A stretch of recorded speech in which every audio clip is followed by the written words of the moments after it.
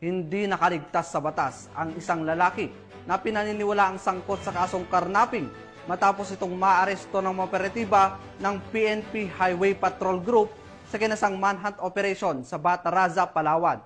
Ang report mula kay Patrolman Roland Feliciano.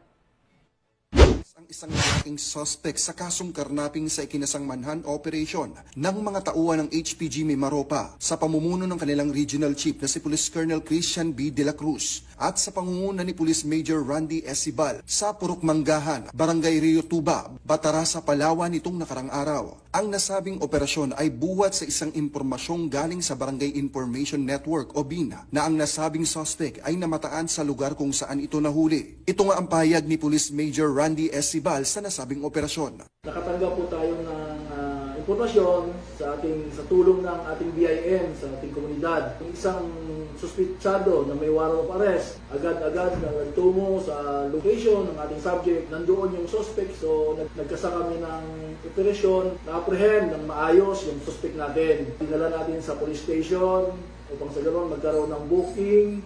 Ngayon, kinumit natin siya, at the same day, kinumit natin siya sa jail.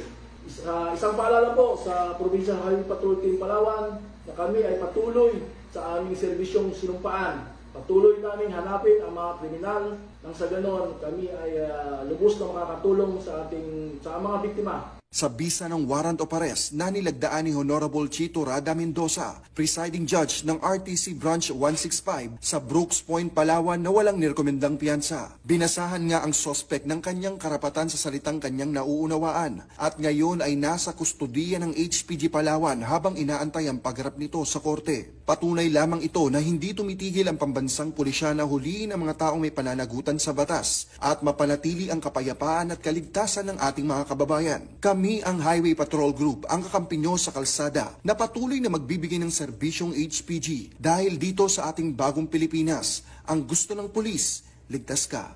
At sa iba pang balitang serbisyong HPG, tumutok lamang sa aming YouTube channel at Facebook page na Police News Network. Mula sa tanggapan ng kakampi nyo sa kalsada, ako po si Patrolman Roland Feliciano para sa Police News Network, alagad ng batas, tagataguyod ng balitang pulis.